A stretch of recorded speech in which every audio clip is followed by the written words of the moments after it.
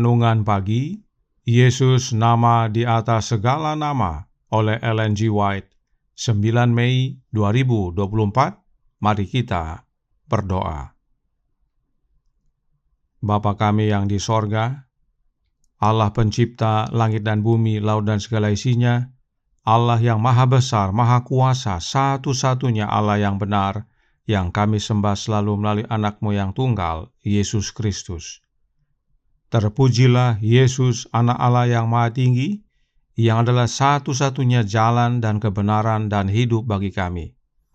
Pada pagi hari ini kami bersyukur boleh bangun dan berbakti, dan sebagaimana membaca dan mendengarkan nasihat firman-Mu, kiranya ini menjadi pembaharuan bagi kami semua, agar menjadikan Yesus penasehat kami dalam mempersiapkan jalan untuk Tuhan dan meluruskan jalan baginya.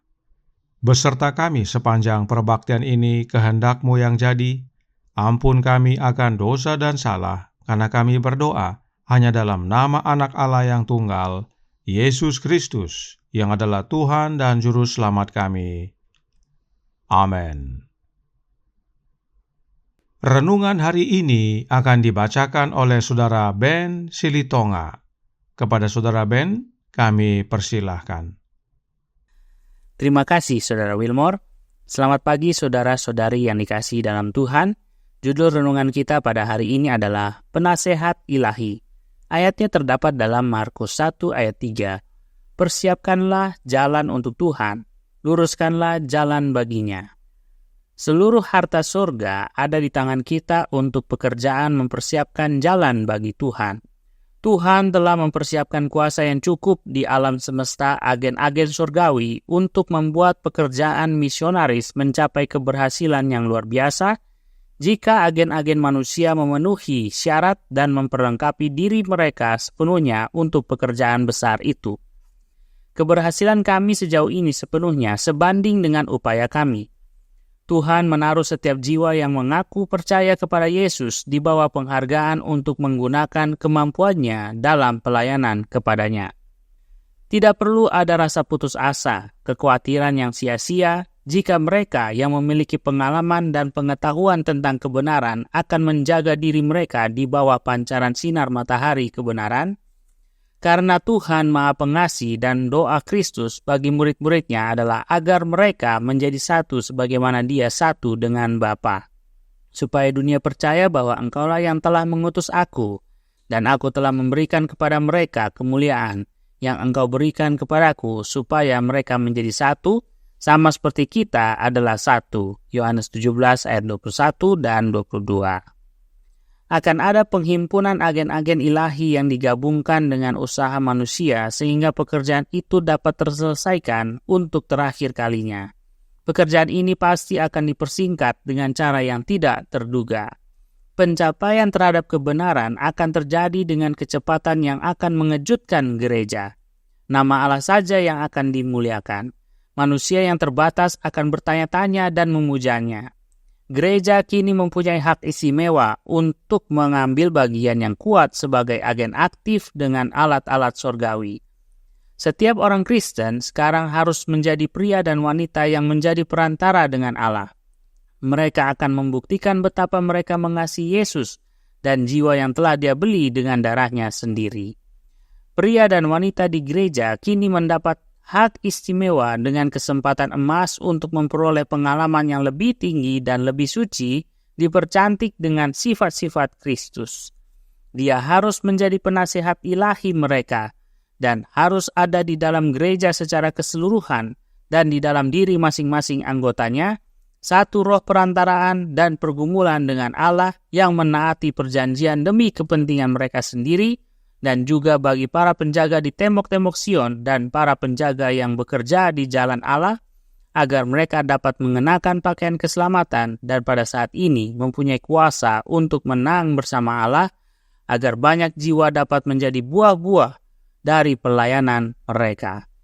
Letter 43A, tahun 1890. Terima kasih, Tuhan Yesus memberkati. Terima kasih atas penata layanan Saudara Ben. Tuhan Yesus memberkati. Selamat pagi, saudaraku dalam Tuhan. Pekabaran renungan pagi hari ini berhubungan dengan pekabaran renungan pagi tanggal 28 April yang lalu. Sebab penasehat ilahi kita, yaitu Yesus Kristus, adalah penasehat yang perkasa.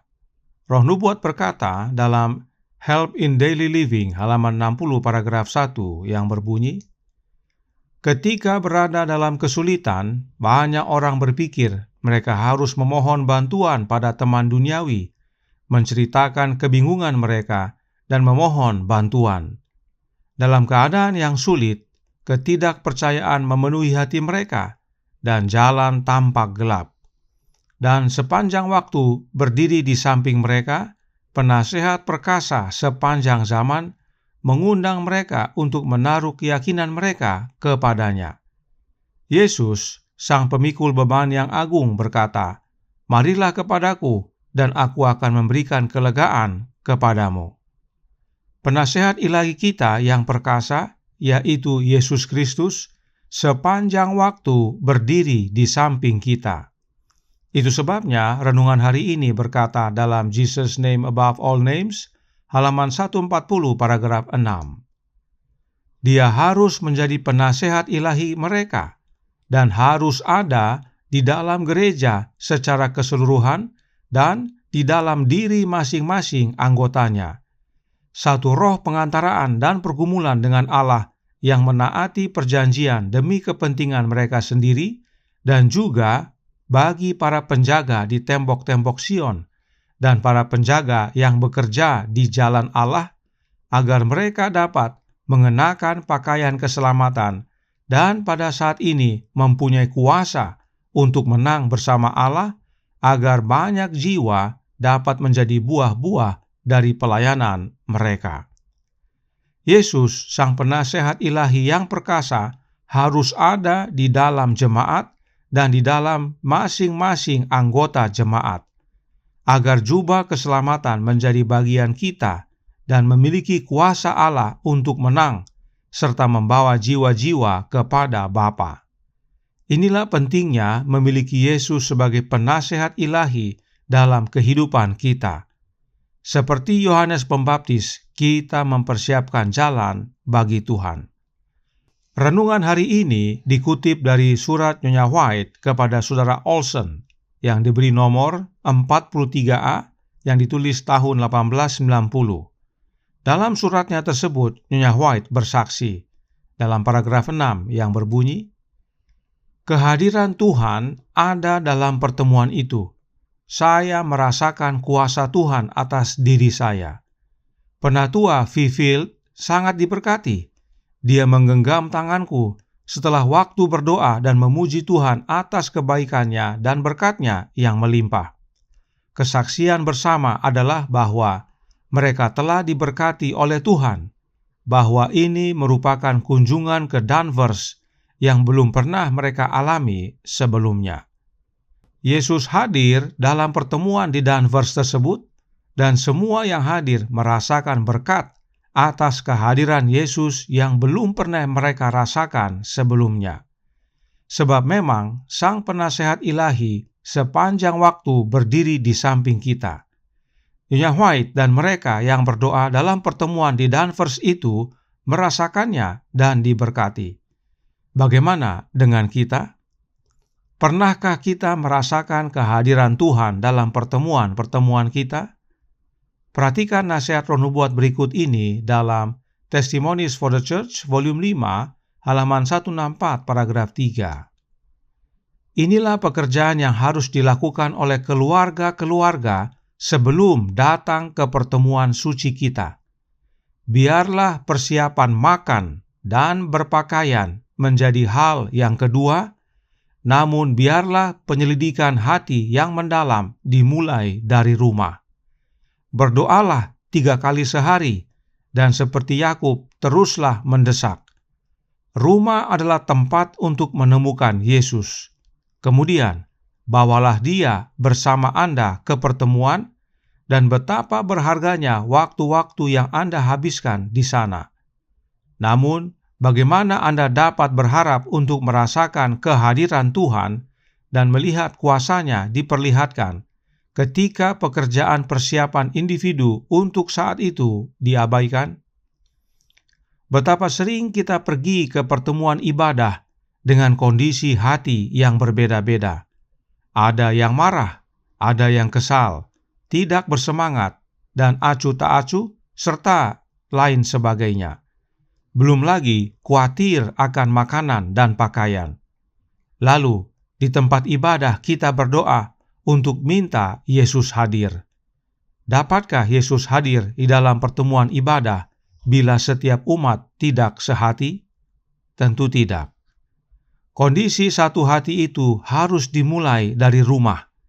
Kita harus minta Yesus hadir dalam hati kita dan bawa Yesus ke tempat ibadah, maka pengalaman satu hati menjadi bagian umat-umat dan kehadiran Yesus dapat dirasakan.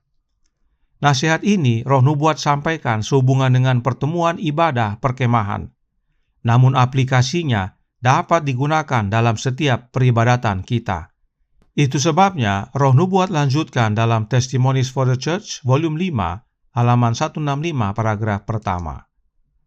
Pekerjaan kerendahan hati dan penyelidikan hati yang sama juga harus dilakukan di dalam gereja, sehingga semua perbedaan dan keterasingan di antara saudara dapat dikesampingkan sebelum menghadap Tuhan pada pertemuan tahunan ini. Mulailah pekerjaan ini dengan sungguh-sungguh dan jangan berhenti sampai pekerjaan itu selesai. Karena jika kamu datang ke pertemuan itu dengan keraguanmu, sungut-sungutmu, perselisihanmu, kamu membawa malaikat-malaikat jahat ke dalam perkemahan dan membawa kegelapan kemanapun kamu pergi. Saudaraku dalam Tuhan, menemukan Yesus di rumah dan membawanya ke tempat ibadah bukan hanya untuk pertemuan perkemahan yang biasanya dilakukan setahun sekali, tetapi juga untuk pertemuan di gereja, dalam jemaat. Sebab kehidupan yang demikian bukan hanya khusus dalam suatu acara ibadah, namun semua acara ibadah kita, di mana kita menghadap Tuhan. Kita perlu bawa Yesus dari rumah ke tempat ibadah. Namun yang sering terjadi adalah dari rumah masing-masing kita membawa keraguan kita, persungutan kita, perselisihan kita, dan sejenisnya ke tempat ibadah. Kita bukan bawa Yesus, tapi bawa malaikat-malaikat jahat serta kegelapan ke tempat ibadah. Apakah dengan kondisi demikian kita dapat rasakan kehadiran Yesus? Tentu tidak. Mengapa kebenaran ini penting sekali kita pahami, saudaraku dalam Tuhan? Karena Testimonies for the Church, volume 6, halaman 19, paragraf 1 berkata, pekabaran tentang kebenaran Kristus harus dikumandangkan dari ujung bumi ke ujung bumi untuk mempersiapkan jalan bagi Tuhan. Inilah kemuliaan Allah yang menutup pekerjaan malaikat ketiga. Dan ini adalah pekerjaan kita untuk persiapkan jalan bagi Tuhan, sebagaimana ayat inti hari ini nyatakan. Dan untuk itu kita perlu kehadiran Kristus dalam hidup kita, sebab dialah satu-satunya penasehat ilahi bagi kita. Yesus hadir dalam hati kita dan berdiri di samping kita untuk mengabarkan penutupan pekabaran malaikat yang ketiga kepada dunia. Kiranya ini menjadi pembaharuan bagi kita semua, agar menemukan Yesus di rumah masing-masing, membawanya dalam setiap pertemuan ibadah, dan menjadikan Dia penasehat ilahi kita, merasakan kehadirannya dalam setiap pertemuan ibadah dan bahkan dalam kehidupan sehari-hari, agar kita menjadi saksinya yang penuh kuasa. Tuhan memberkati, saya bawa dalam nama Yesus. Amin. Mari kita berdoa. Bapa kami yang di sorga, Allah pencipta langit dan bumi, laut dan segala isinya, Allah yang maha besar, maha kuasa, sumber segalanya, yang kami sembah selalu melalui anak-Mu yang tunggal, Yesus Kristus. Terima kasih atas nasihat dan amaran penting pada pagi hari ini. Karenanya kami mohon ampun ya Tuhan. Ampuni kami akan kesalahan kami, sebab kami sering sekali membawa ke tempat ibadah keraguan kami, sungut-sungut kami, perselisihan kami, dan kami bukan membawa Yesus, tapi membawa malaikat jahat serta kegelapan ke tempat ibadah.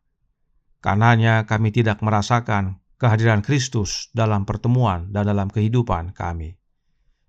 Kiranya melalui pekabaran pagi hari ini, kami diubahkan untuk menemukan Kristus dalam rumah, membawa Yesus dari rumah kami masing-masing ke tempat ibadah, agar kami merasakan kehadiran Kristus dalam setiap pertemuan, dalam kehidupan kami, dan menjadikan Dia penasehat ilahi, agar kami bekerja bagi-Mu ya Tuhan, membuka jalan bagi Kristus, sebab Dia segera datang untuk menjemput yang setia. Karuniakan Roh-Mu ya Bapa, beserta kami ya Yesus sepanjang hari ini. Kehendak-Mu yang jadi, ampun kami akan dosa dan salah, karena kami berdoa hanya dalam nama Anak Allah yang tunggal, Yesus Kristus, yang adalah Tuhan dan Juru Selamat kami. Amin.